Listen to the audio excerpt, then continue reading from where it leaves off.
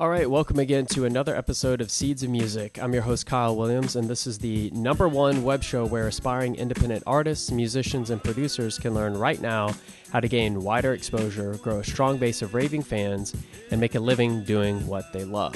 Today on the show, we have Mark Robert Waldman, who's the co-author of the best-selling book, How God Changes Your Brain, faculty at Loyola Marymount University in Los Angeles, and the associate fellow at the Center for Spirituality and the Mind in the University of Pennsylvania.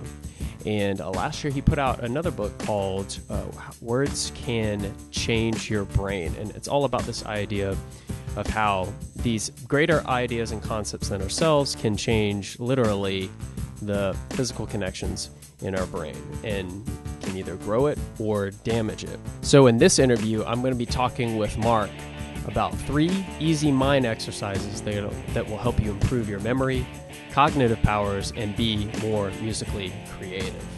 And if anything, you should watch this interview to watch me meditate in front of the webcam. But it was really, really fun, and actually at the time there was a lot of construction going outside and lots of banging and noise, which there is right now. I don't know if you heard it, so I apologize ahead of time. But despite all the stresses of that, doing these mind exercises really helped lifted my spirits and put me in a more energetic and creative mood. And after I was actually done with this interview, I was able to get so much work done that I wouldn't have normally otherwise if I had not done these mind exercises with Mark. So stay tuned. I'm really excited for it. So let's get to it. All right, guys, welcome to another episode of Seeds of Music. Today on the show we have Mark Robert Waldman. Thanks for coming on the show with us. I'm delighted to be here. So I'm just gonna jump straight into it because what you do is like really interesting to me because I've always been about the power of the mind, and I know a lot of other musicians that may be watching the show may not have really tapped into this idea of what your mind can do for you, especially for your music. And for someone who wants to get more out of just life in general, including their musical endeavors, whether it's recording or writing, what exactly does the role of the mind play in that? Okay, I want to begin out by suggesting to everyone listening is that we have to take our old notion of mind, brain, and consciousness and pretty much literally throw it out of the window. So I'm going to give you a kind of a thumbnail sketch and understand that when you take a ton of neuroscience information and you boil it down into something that any of us can understand, we throw away a lot of the baby along with the bathwater as well. So these are kind of like general terms, but the basic concept of this is, first of all, we have many, many minds operating. And the mind that you and I are using right now and that our listeners are paying attention to, we're going to call, for the sake of argument, everyday consciousness. And it involves 2 small areas right here in your frontal lobes. And they are literally the 4 chunks of information pulled out. It's called working memory, that's pulled out from all of the millions of bits of information gathering going on in the rest of the brain. And we hold it here for about 10 or 20 seconds. The importance of this is that although we may have an illusion of continuity, we're only able to recall a tiny bit of information. Oh, yeah. So for example, if I was to ask you to say back to me, what did I just tell you? What would you say? I can't do it. I'm sorry. But I remember frontal lobes and I remember bits on big ideas, but not the specifics. So that's what chunking is. And one easy way to train a person to do this would be, and this is what we use when we train people in communication strategies, you have 10 words, 10 seconds, and 10 fingers to get across the message. So I'll see if I can do that. Our conscious minds only hold 4 chunks of information. Now, that you can feed back to me, right? Yeah, our conscious minds only hold 4 chunks of information. So now we have perfect communication. Your brain and my brain know that we pretty much understood the same thing. Now, beyond this everyday consciousness, there's a tremendous amount of inner speech going on in other parts of the frontal lobe. This is kind of cognitive noise. This is like if we sit back and we relax and we hear all of these different inner conversations going on. These are neurological facts. So there's this subconscious mind that's also language-based and communication-based, and it's jabbering all the time. It's kind of organizing stuff from even a deeper set of mind, what I will call an intuitive mindset. And each one of these involves different structures within the brain. Intuition, actually, and I think that every musician and every artist and even every scientist knows what this is. It's kind of like the aha experience that comes through, or even when we're when we're doing improvising. What's happening is that we're using a lot more of our brain and other areas that are just slightly behind consciousness.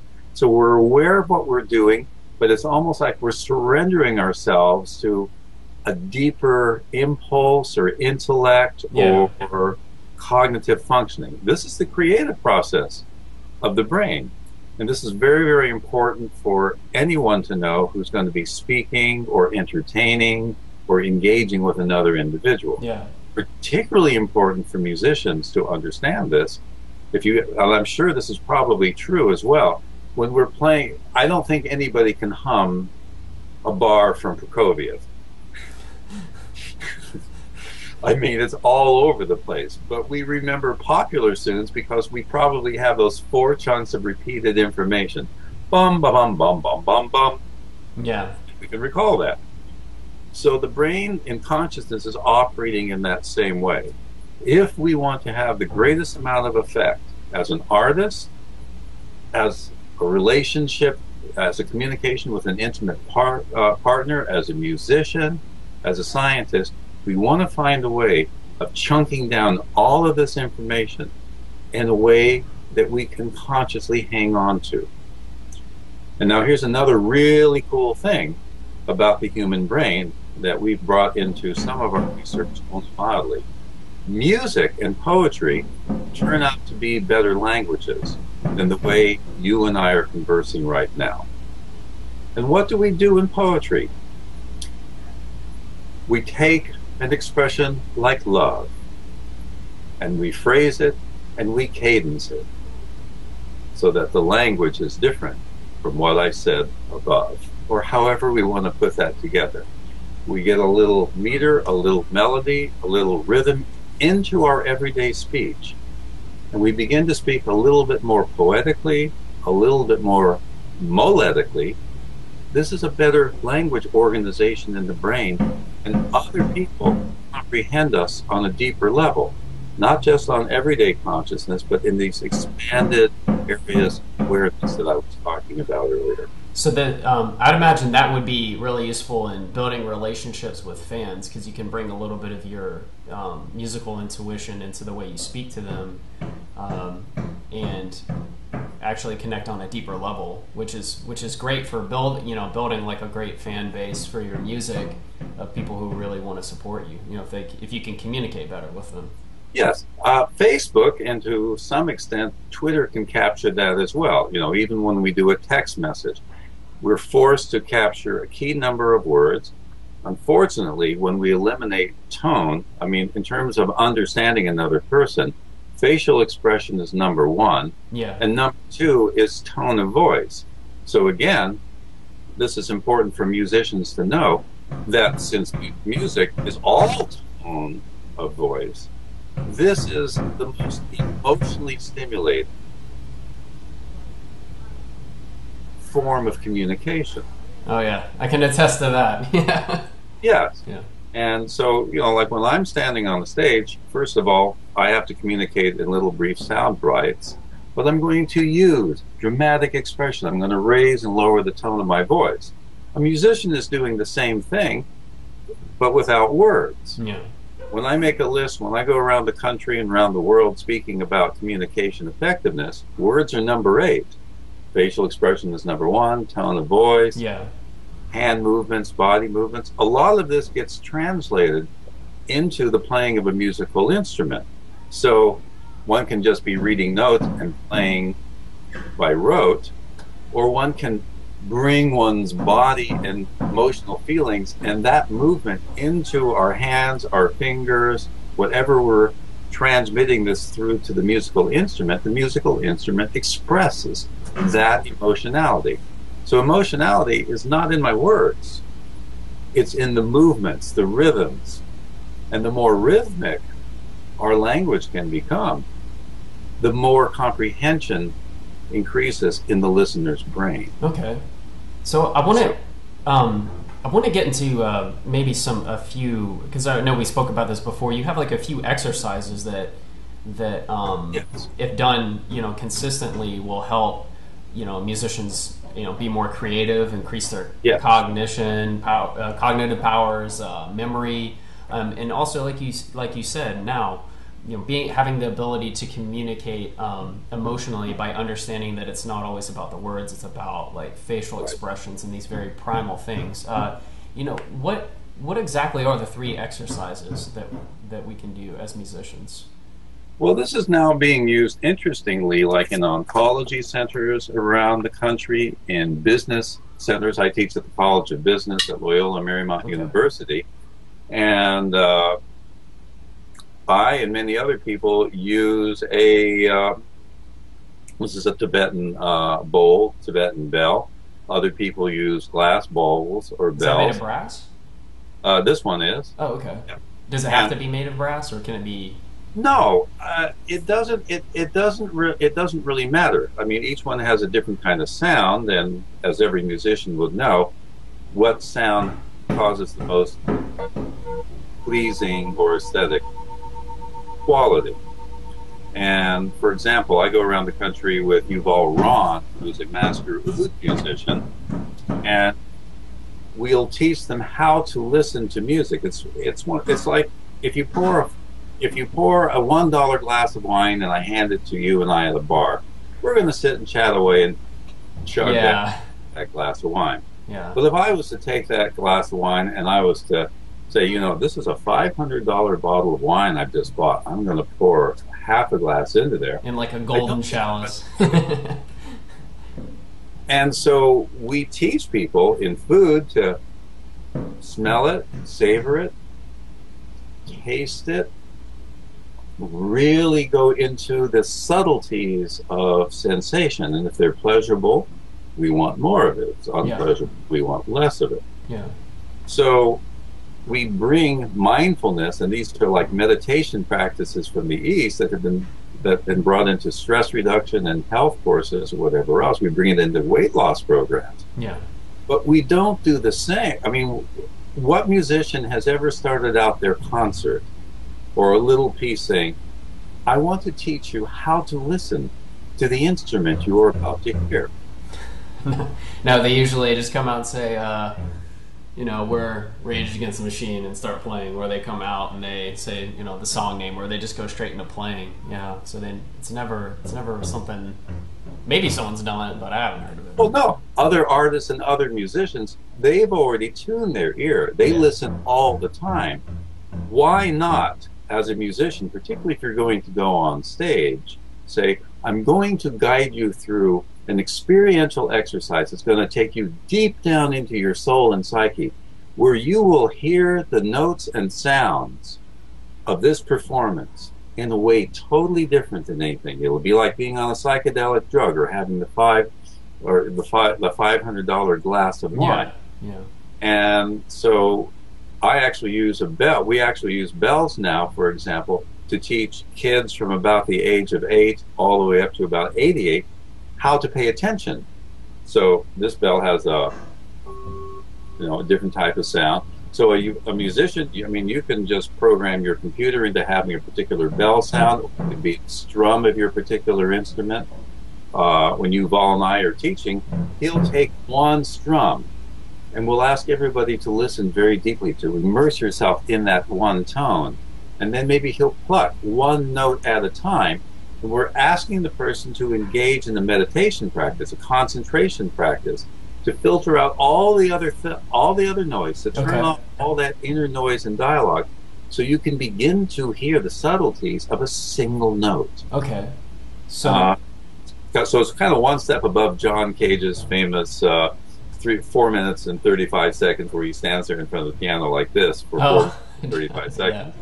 and then they open up all the doors in the New York theater, so all the sounds of the street come in, and that's all he does for those 4 minutes. And people, you have two choices: you can run around in your head saying, "What the hell is this?" Yeah. Or you can go, "Wait a minute, you can start really listening to what is going on around. And so I like to guide all of our viewers right now for an exercise that we use to it actually improves productivity. It reduces stress. In school, you can actually raise your grade point average if you did an exercise like this prior to taking a test. And we use it as a form of very rapid brain entrainment to teach you how to listen. And what we do is that we ring the bell really, really loud. We ask everyone to listen as deep as they possibly can. As the tone of the bell fades away, you have to listen harder. And then once the bell has stopped, we tell people, keep listening to what you hear. And then the person begins to hear all kinds of sounds around the room. They'll begin to hear their own breathing. Okay. Things where we take for granted. But as a musician, these are what is it? This is the symphony of life. We would argue, and this is where we have our neuroscientific basis to support this. So I can imagine, I think it would be cool if every musician, when they're on stage or even when they create a CD, to have an opening exercise that trains an individual how to listen. And it will make a concert experience twice as powerful, because people don't know how to listen. They don't know how to get out of their head. We so much habitually don't pay attention to the subtleties of sound or smell or taste or movement that we miss most of what's life. So this is exactly what we do with our executive MBA students. What we also find is that the state that you enter is a far more creative state. Okay, so, all right. So this is step one of the exercise. So let's begin. So I ask everyone, even before we do this, if your body is tense at all, it's going to be hard to do this. I'm kind of leaning over. So exercise number one precedes this. So I'm going to ask everybody, including you, because I've not guided you through this one. Okay. I want you to yawn and start stretching. And everyone who's watching this, thanks to the NSA, I can now see who's actually doing this exercise. You watching that on YouTube. So Frank over there, you're not doing this. You think this is so fun? Take a moment, Frank. Close your eyes. Nobody's watching you much. Yawn, stretch. From a musician's point of view, I want you to feel what happens with each yawn and each stretch. How it brings you into your body, how it makes you forget all of the stresses and busynesses from the previous part of the day. And you're already halfway here. So a very deep state of pleasurable relaxation will heighten all of the senses: sound, speech, vision. Sometimes we'll ask a person now, within this relaxed state, start to gently stroke your arms, hands, and forehead, and even your face if you feel comfortable, and let yourself immerse yourself into these pleasant sensations. The whole brain is based upon having a sense of pleasure. So take your fingers lightly and stroke your forehead and your cheeks. Find the areas that are the most pleasurable to touch. And notice that the more you touch, the more this brings you into the present moment, because pleasant sounds and touches and smells releases dopamine from the motivation and reward center of your brain. This actually gives birth to consciousness. So we can expand our consciousness simply by engaging in a pleasurable activity before we sit down and create a piece of music, or to do a new problem-solving technique, or to write a chapter in a book, or to sit down and to work your butt off in the office. Now that you're really, really relaxed, keeping your eyes closed, I'm going to ring the bell very loud. Listen as hard as you can. The more the bell fades away, keep listening and listening and listening. And then for 30 seconds after you can't hear the bell, start intensely listening to all the subtle sounds outside of you and inside of you. Let's begin.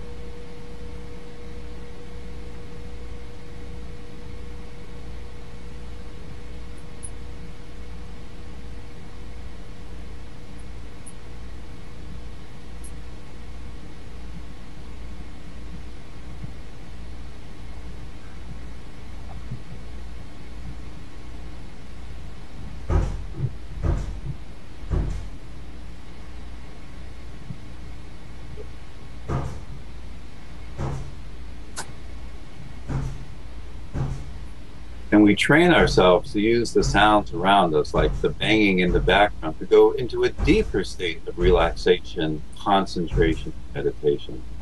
So each distracting sound actually becomes part of the symphony, and it takes us deeper and deeper and deeper into a state of relaxation. And instead of being irritated with the distractions become part of the music, the symphony.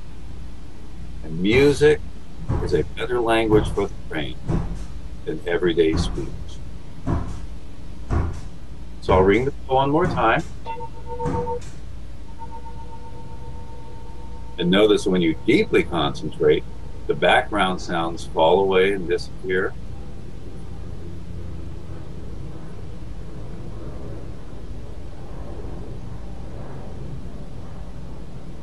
And I want you to think about the work you love to do the most, be it a musician or an educator or a scientist, and ask yourself, what is your deepest value as it relates to your work? And pay attention to the first word that pops into your mouth. Mind, actually.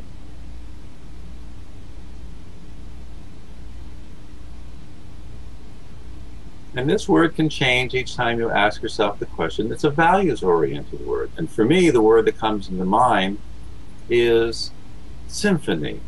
I would like to make every communication I have with somebody a musical dance, an orchestration, a melody that allows us to intermingle our notes together. What word came to your mind?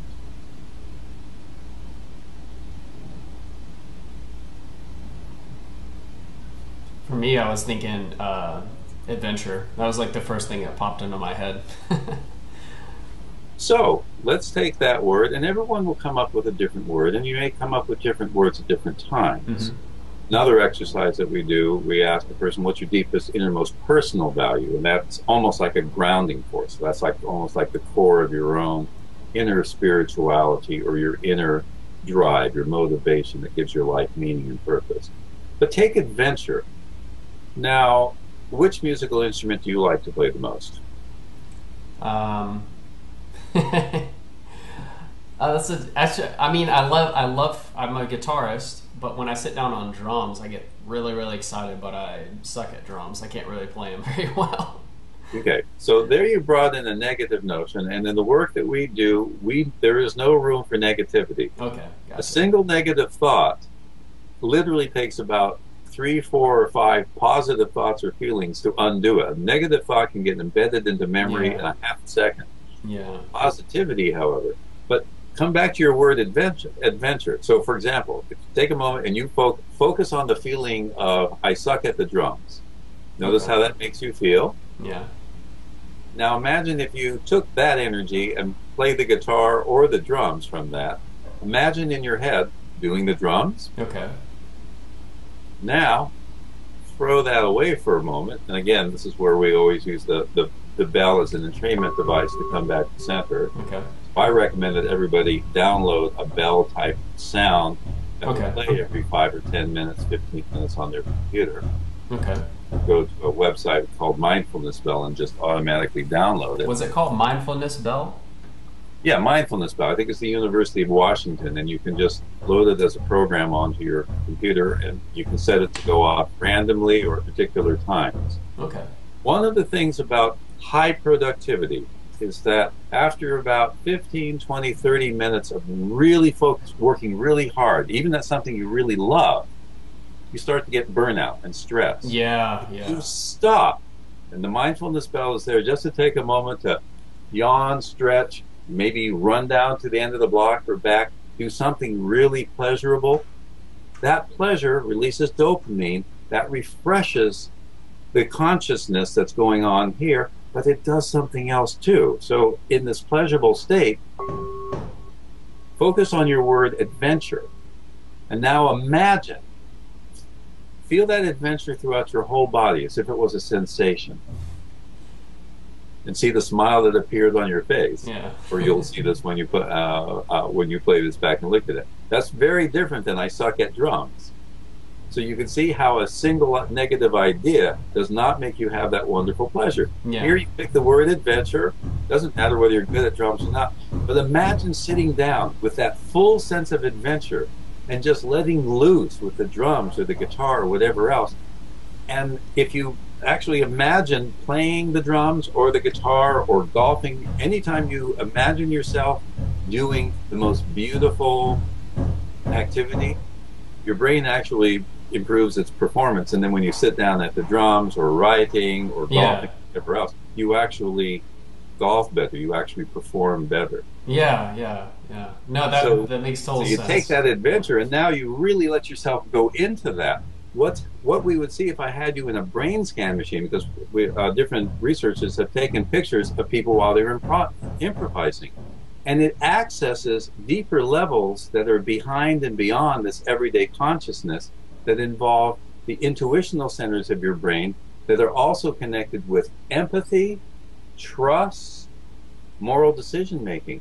So when you go into a inspirational riff, when you're improvising, in this state, you're actually tuning in to more different parts of your brain, and then when somebody is watching you perform this, it's called neural resonance. Their brain will begin to resonate to what's going on in your brain at that moment if they can see your face or hear the tone of your voice. We don't know how that will translate if they're just listening to your music, but we know that your brain is going to resonate the same way to that musical piece as other people's brains will. Mm-hmm. As long as you can get out of the everyday consciousness saying, I don't like that kind of music, or I do, but that's my favorite. That's a big mistake. The moment we say, oh, I want to go hear that because that's my favorite kind of music, we're now listening to our memories. We're not actually listening to the performance that's in front of us. So again, we as musicians and as teachers and educators and food preparers and we have to, you have to be in the present moment to make love to your partner. Mm-hmm. If your mind's off somewhere else and you're trying to compare that partner to a previous experience, you're ruining the present experience. Yeah. So these are all exercises to bring you, the practitioner of music, into the moment where you'll produce the most interesting, enriching music. But we also have to train our audience how to become better listeners. So it's like saying, gee, this is my favorite song in the whole world, but instead of me just turning it on and dancing around, I'm going to take a moment to breathe deeply, yawn, stretch, get really in touch with the pleasurable sensations in my body. Now, I'm going to listen to each particular note that's played. I'm going to let it flow in and out. And so another exercise, and this is the core part in mindfulness practice, is that we listen to music, we listen to a conversation, we observe our inner thoughts and fantasies without judgment. So it doesn't matter. There's no right or wrong. That's going to be a tough one for a lot of people, most definitely. Actually, it's not that hard. Again, right now, if I ring the bell, can you listen to the sound of the bell without judgment? Can you turn off the voices in your head? Yeah, definitely. Then when the sound of the bell goes away, since I hear that's like somebody's hammering in the room next to you or whatever else. There's construction going on outside. Right. So that's rather annoying from our idea of having the perfect environment. Yeah. But Were you able to, for example, when you relax, could you suddenly shift and hear the banging as if it was drumming? Yeah, well, the most effect is when I was cultivating that sense of my core value of adventure. I didn't even pay attention because I was just feeling so elated, definitely. But now I'm suggesting that we take in the banging in the back and make it part of this. I had the most amazing experience one time. I was in a program where they were teaching me how to be a hypnotherapist, how to do clinical hypnosis, and he was going, go deeply relax. You're walking down a set of stairs. You're becoming more and more and more relaxed. And we're at the Hilton Hotel, and suddenly somebody starts jackhammering on the back wall, and the teacher did not miss a beat. He said, with each bang, you're going to go deeper and deeper and deeper into relaxation. And it was the most wonderful experience in the world. There are whole communities of people that every time they hear a cell phone ring, instead of getting irritated with it, they use that the same way as a bell. They stop for a moment, take a deep breath in, relax just for a second, and go back to work. It's the judgment going on literally in our right frontal lobe that's telling us, I don't like what this is doing. This is interfering with my great design and plan, which is what's going on in your left frontal lobe. And now you're in neural conflict in your own brain between your negative voices and your positive voices. We can turn off activity in the right frontal lobe by simply focusing on those deep values, on adventure, on peace, on beauty, on creativity, on symphony, whatever word comes to mind. In that state, it doesn't matter how much banging is going on or clanging is going on. We're alive. Yeah. That was one of the most, I think, beautiful lessons that John Cage was able to teach. That you don't actually play the instrument, you open up the doors, because there are sounds coming in from everywhere, and the brain is always organizing them into a pattern. So we can shift from our idea about how something should be to allowing everything things to be how they are. present. Yeah. And when we do that in our daily life, stress levels really go down. We can actually put you in a brain scan machine and see that your right frontal lobe activity is going down and your left is going up. You're becoming more of an optimist. Yeah. Less stress. Every negative thought releases stress hormones that actually kill off the memory centers of your brain. Now, obviously, you could go to a rave, you could go to one of the play where they, and use angry music to bash each other or whatever else, but few of those people are living today. So we can play with the sounds in our mind, in the audience, with each other.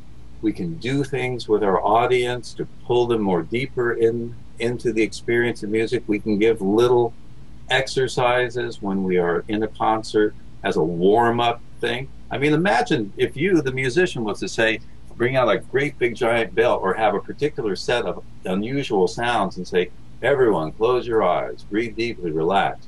Listen to one stroke of the guitar or one unusual sound coming from this instrument. Lose yourself in it. Feel your body. Breathe deeply, relax, go deeper. Now listen to the following song. And that person will walk away from that concert and that song.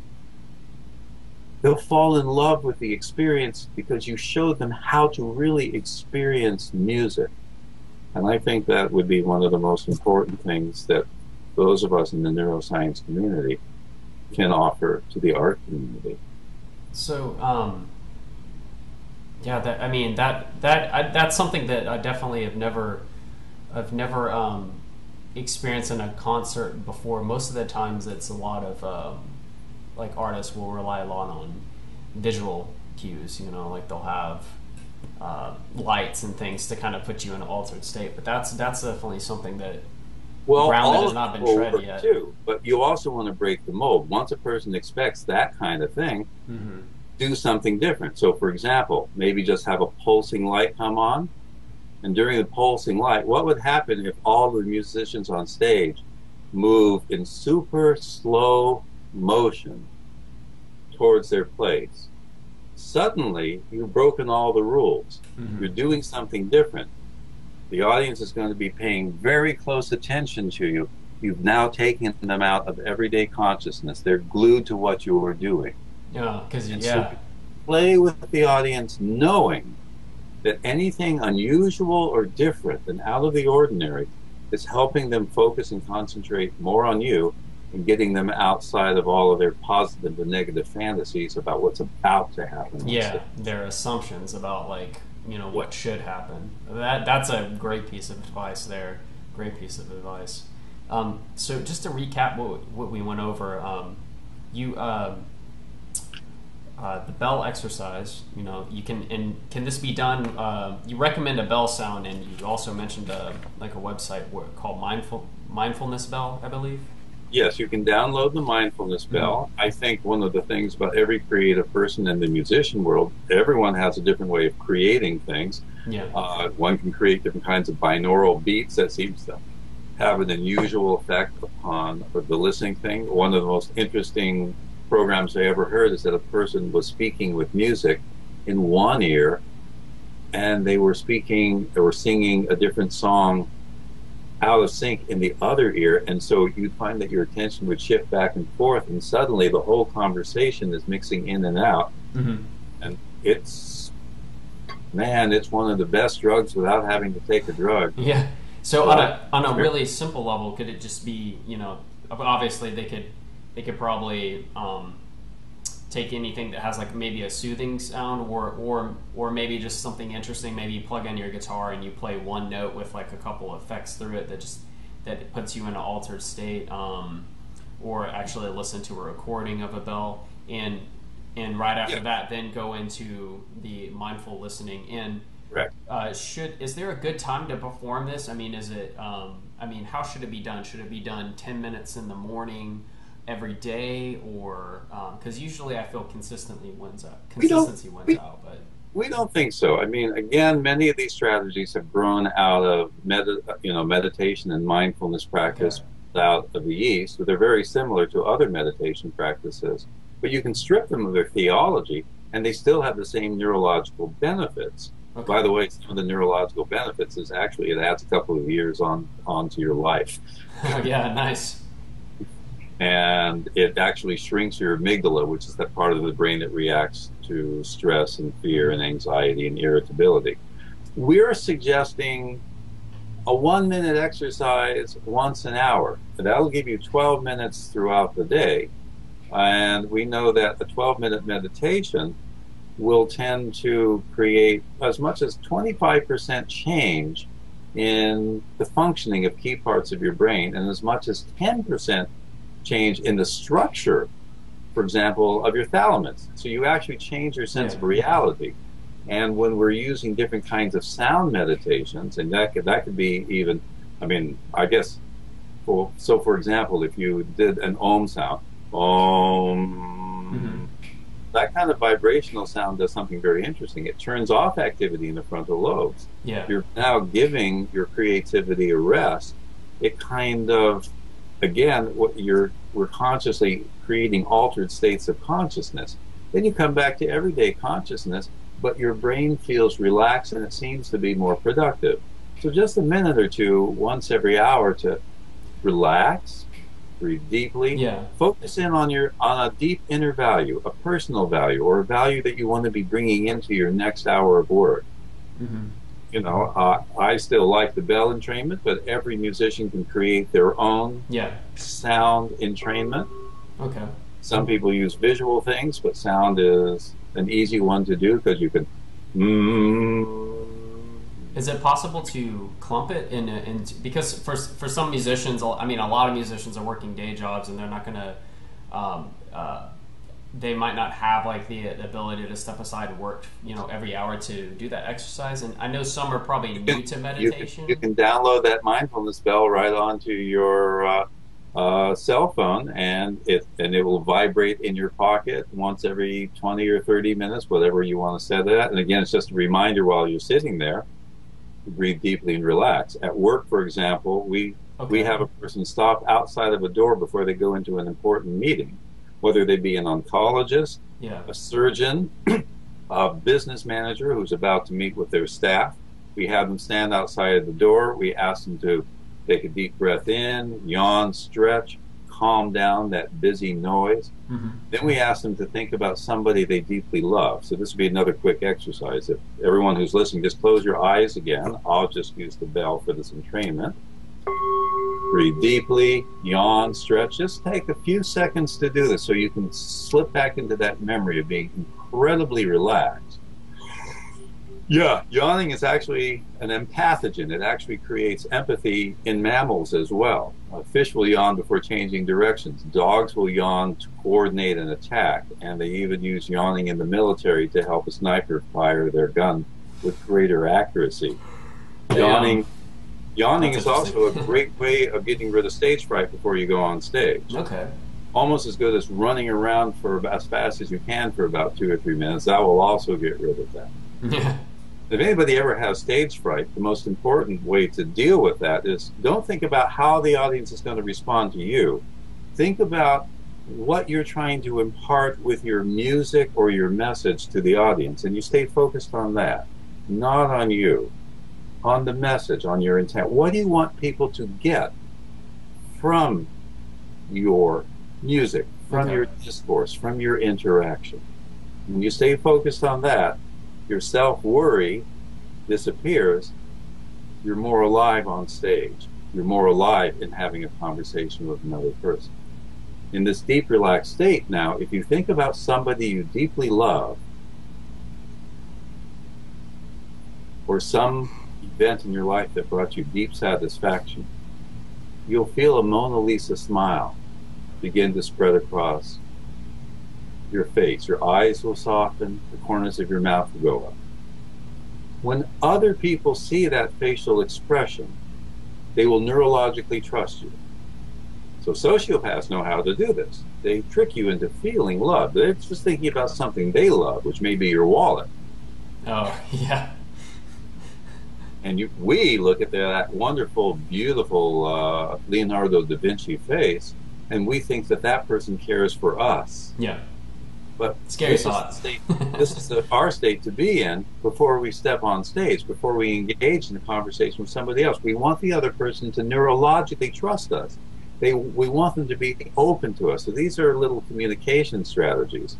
Okay. So on the communication world, the last book that Andy Newberg and I wrote was called Words Can Change Your Brain. Okay. You'll find many of these exercises in the book. We just didn't bring into it a chapter we had written on the effect of music in the brain. Okay. Music is a spiritual experience because it stimulates the same brain centers as meditation does. Okay. But there is an exception.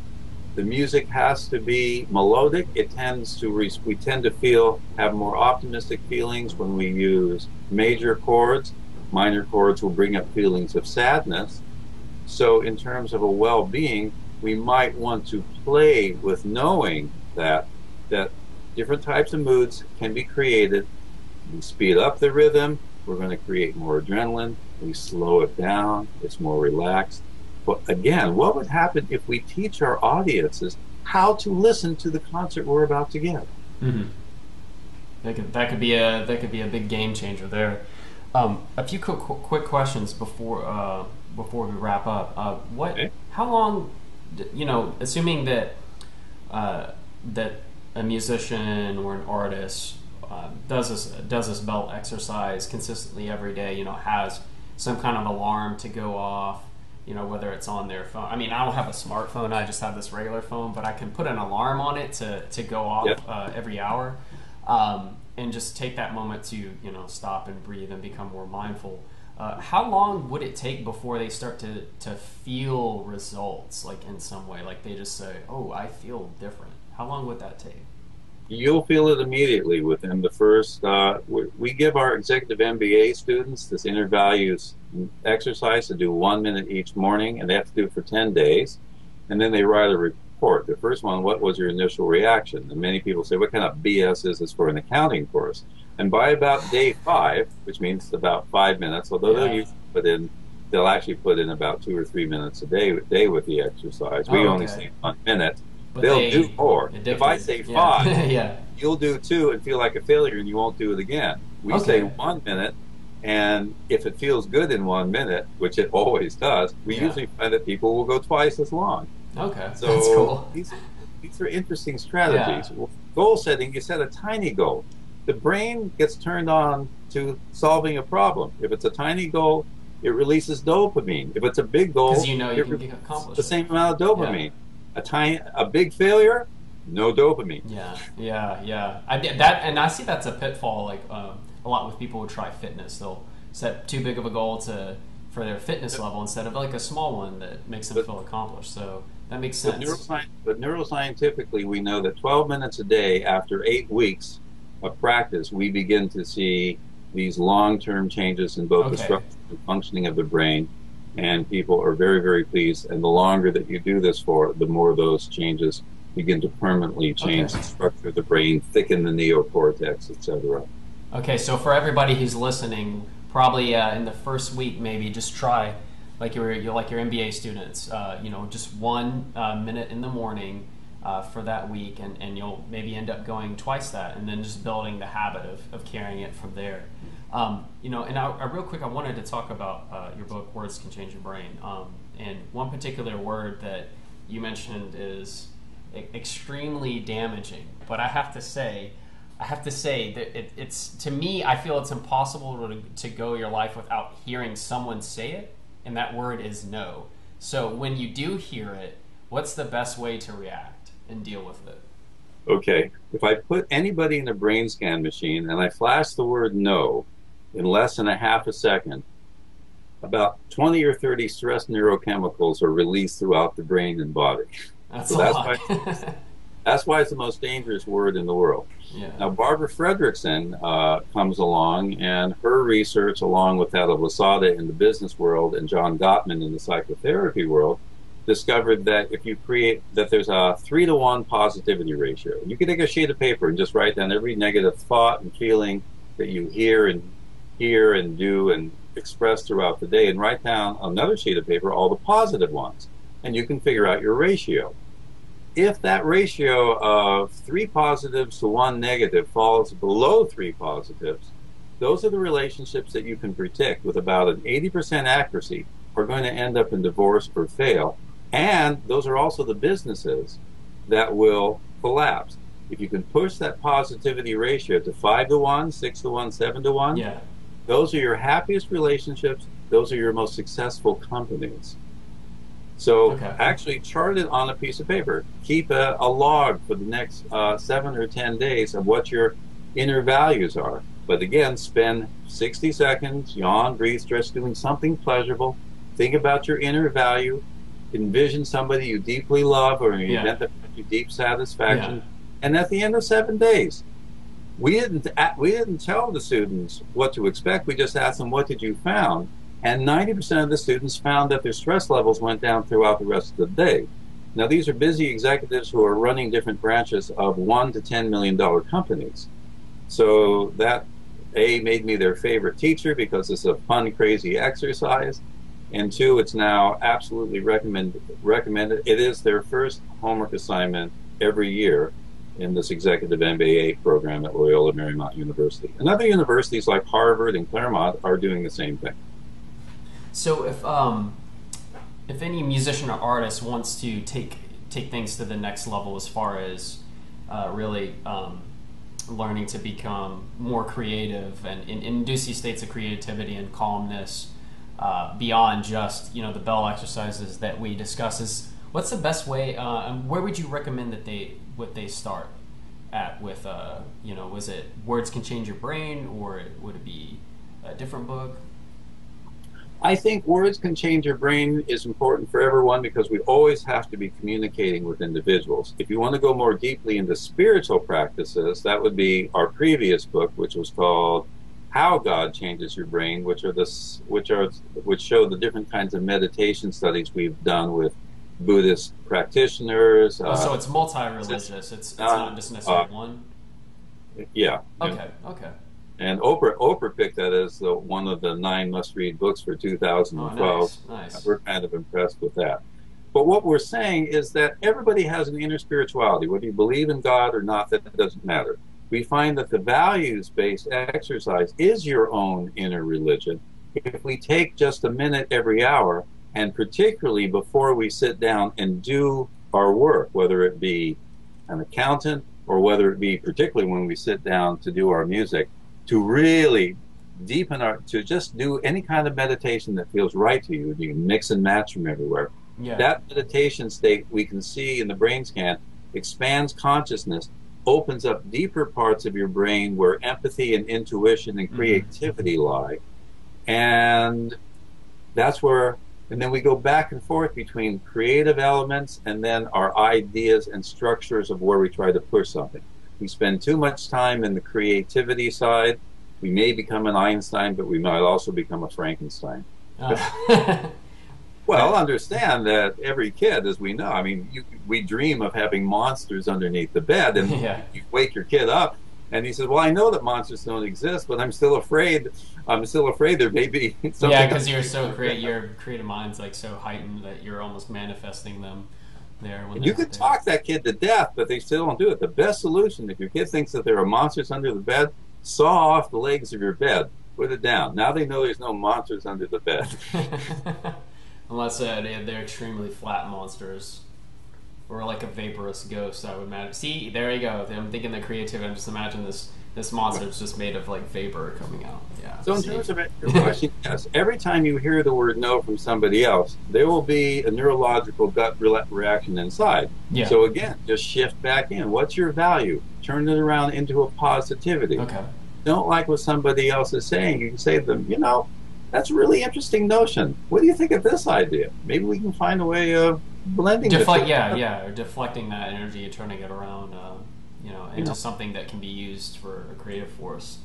And also, people can also go to my website, which is markrobertwaldman.com, which we have linked up below.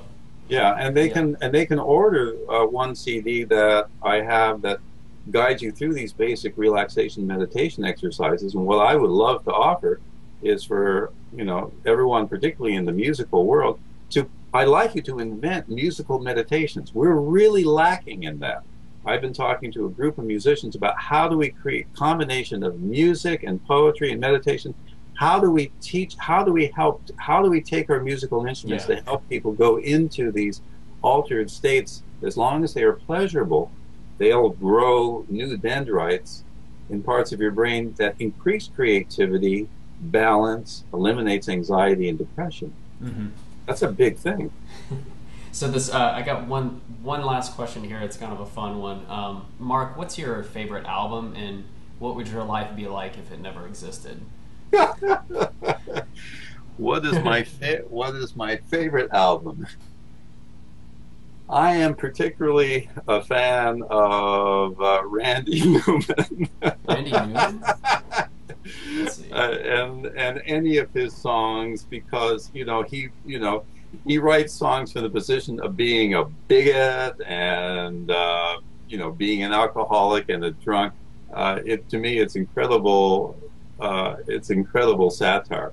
Usually, the musical style that I love the most is Nuevo flamenco music. I love. Okay. Now, flamenco music is kind of interesting because many people don't know that actually captures the musical melodies from the early Muslim, Sufi, and Jewish traditions that were in Spain back in the 1400s before the Christians kicked them out of the area. Okay. The gypsy music was the source of flamenco music. So you have embedded in flamenco music some of the musical traditions of the ancient spiritual religions of the past. Okay, so it's like it makes the music really rich and have. Well, I mean, a lot of there's a lot of music that has rich and depthness to it, but that's like a very particular type of depth where you have just like all this history, like all this history behind it from people, especially the story of people who were cast out, and were wanderers. That right there is cool to me. It goes along line with my adventure tip. Gypsies, adventure, travel. I play with music like I used to play with different psychedelics. I'm looking very closely to how does this music, what type of pleasure? What kind, does it raise my energy? How does it shift it? Whatever else. How can we manipulate that? And I love if, when musicians understand how powerful music is for the brain. Yeah. I mean, I think we should sing our arguments with each other. And also, by the way, when you use drumming and musical instruments with kids when they're learning, you increase their learning skills. You don't just learn A, B, C, D, E, F, G. No, you learn A, B, C, D, E, F, G. We use melodies to put our kids to sleep. Yeah. I think our society has thrown out the importance of music.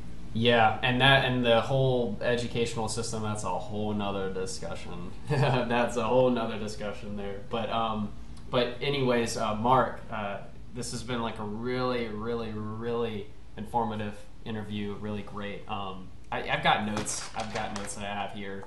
I'm gonna go get my get my little Mindfulness Bell app. Well, not an app because I have just this phone, but I'm gonna get it on my desktop and start working with that. So, Mark, thanks again. And guys, just make sure to check out his links I have posted up below, and try 1 week.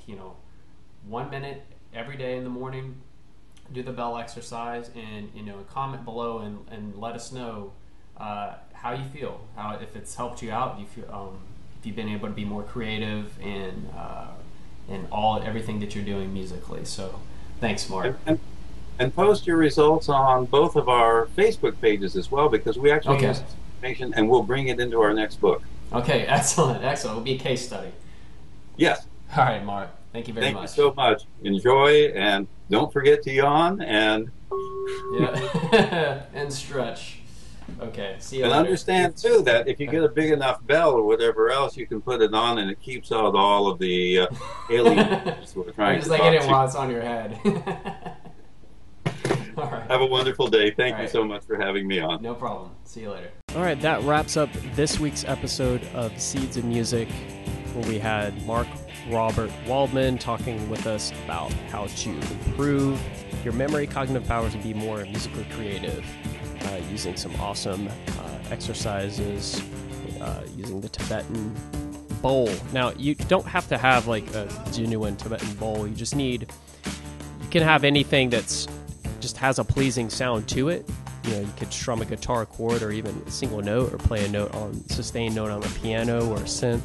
Just something that's kind of pleasing to you, puts you in an elevated mood, and helps you to just pay attention to the sounds that are going around you and being more mindful. And that's essentially what makes it more effective. So make sure to check out his links below. You'll see the links to his website. And also, I'll post a link to the Mindfulness Bell that he had mentioned. But if you want something that's like an app for a mobile device, then I'm easily probably just punch in Mindfulness Bell app in Google, and a lot of stuff will pop up there. So if you haven't yet, signed up for the email newsletter. It's free. It's easy. Just go to seedsandmusic.net and put your email address in, and stay up to date with all the new interviews. If you're watching from YouTube and you're subscribed to the YouTube channel, you need to be on the email newsletter, the official one for the site. So make sure to head over to seedsandmusic.net and sign up there. If you really enjoyed this interview, and then share the love, share the seeds, I like to say. So like it and share it over Facebook, over Twitter, over Reddit, over Pinterest, whatever you do, Instagram. I don't know if you can do it on Instagram, but just spread it with as many people as possible. Let's help as many musicians and artists as we can. Also, comment on the video, get engaged in the conversation. What was your greatest takeaway from the interview, and how you apply what you've learned? And who else would you like to see interviewed? Or is there some subject that hasn't been covered yet that you would like to see covered in an upcoming interview? So just help me improve these videos. It's essential that you get involved. So comment or send me an email at kyle.seedsandmusic@gmail.com. Hope to hear from you.